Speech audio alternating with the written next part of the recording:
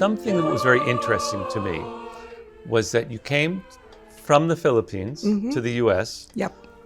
You entered the Institute Right. here, and then you returned to the Philippines. Right. Right? For 10 years. Wow. Could you tell me a little bit about when you first came into the Institute? Yes. So maybe bring me from the Philippines to the U.S.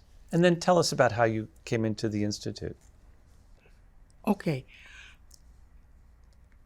In 1967, I think it's a 65, I came here in America. And I was working in Albert Einstein Medical Center. So I went to church every day. I was a night shift. And then I went to church every day, and I look around, and I don't see any sister. So then I used to look up so that they will notice me and invited me to breakfast. But it didn't happen at that time. Then I went to Cabrini Shrine in New York. And I met Sister Salacia there, who was the vocation director. And she never stopped calling me. And that's how I got to know the missionary sisters of the Sacred Heart. So when you entered the Institute, what did you know about Mother Cabrini's charism? What did you think about it, if anything? That the charism of Mother Cabrini is to help people, and pray a lot, and just giving your compassion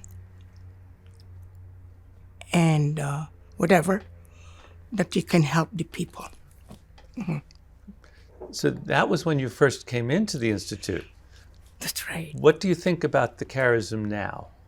Has it changed at all for you, or do you? Oh, it increased, of course. That we are helpful, that we want to serve the poor and the vulnerable. And I think the Institute has that. So that's what happened, that I loved their charism. So you've lived in community all those years. Yes. So tell us about what it's like to live in community, please. Oh, it was wonderful. The sisters are very loving and very compassionate. And of course, imitate their works and their charism. And that's how I feel like I'm being called. So some of the other sisters have talked a little bit about in community, you don't just pray all the time. No. So tell us about that. Oh, we have recreation, we have prayer, we do something like, I didn't cook, but I like whatever is needed that I can do, that's what I did. I see that a lot with the sisters, whatever I could do. Right. So now I want you to tell me a story, okay? Story what? I'll tell you. Okay. So tell me how you were called to go back to the Philippines. Oh, they needed something there, the sisters. And they have that program there. It's a company of lay people that they needed us there. So Sister Veronica and I went there. And we serve Save Our Street Children. They're not really street children. They are with home, with father and mother.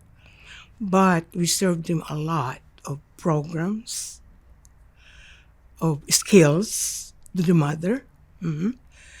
And we feed them every Saturday with good food, and the mothers cook them. And that's what we did. I have a picture of them that I can show you. Thank you. And can you tell me? So you said you fed them on Saturdays. Right. Can you tell me about seeing the kids, what they were like, how you talked to them? Oh, they're wonderful. You can talk to them. We have a choir for them. We have programs for them every summer because Baguio doesn't have water. So we brought them to next door, to next city, which they have a lot of water. And we did that during the summer, every year. And they love it very much, even the mothers and the children.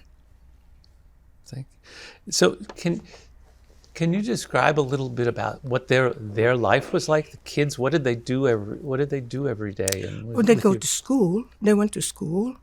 And we have some programs for them. Like, we have a teacher who taught them. And we have a choir. Somebody did also promote that. But we only see them on the Saturday. And some of them we invited not the younger one. For some time we watch TV. We get together. We feed them. We have a center there. And the center is like, we have a convent on the other side, and this is the center. So we see them too. I think you I think you told me that there was just you and Sister Veronica went. Yeah. Is that, and could you describe when you arrived? How did you feel when you first arrived? Were you frightened? Were you tell me about that. Not really. We stayed with another sister there because we didn't have the center yet. But the parish priest, gave us this building that we live. And it's the church is downstairs and we're upstairs. So it's nice that every day we can go to Mass there. It sounds like Mass is very important to you. Oh, sure, yeah. Can you tell us a little bit about that? Why is Mass important to you? And tell me about that. Yeah. Well, Jesus is there. The Blessed Mother is there. And you hear the gospel, which you can, see that you can do it. And it's a nice feeling during the day that you have the Mass and receive communion. Is there one moment that you can remember that touched your heart in your work, that you will say, this changed me or this did something for me? I learned more of compassion and be able to do for the poor. And that's really in my heart, that I would like to do something what I can do. Because of the charism of Mother Cabrini, and Mother Cabrini must say, go ahead, Amada, you're doing a good job. In your life as a religious, what felt good to you? You knew you had accomplished something, or as you said, Well, Mother because Cabrini. I was a nurse, so I help people, when I'm working in the hospital. I like to talk with them and nurse them too, and whatever I can do, I did. How would you describe your life as a religious to somebody who was thinking about coming to the Institute? Well, I would talk to them and see like how I felt when I had a vocation. Because I entered when I was 29. And how it makes me feel that God has really called me to be a sister and a missionary, that I can do what Mother Cabrini wants me to do. Is there something about religious life that you would tell these people about, tell someone thinking about coming in? That is very, very beautiful to do the missionary of Mother Cabrini, because there's a lot to think about, like going to wherever you are needed. If you are a nurse, you go to the hospital, or if you are a teacher, we have a high school. And then you can go abroad too, wherever you are wanted. Is there anything that we didn't ask you but you want to talk about? Is there something that again from your heart that you'd like to tell us about in this life? Well, I have a good family. And when I said to my mother that I was going to enter, she said, well, go to nursing first before you do it. Which I did, because I didn't want to leave her. I'm the youngest of the family, and I'm a nurse, so I can take care of her. And that's what I told her. But then when I decided to enter in the United States, well, she said, go ahead.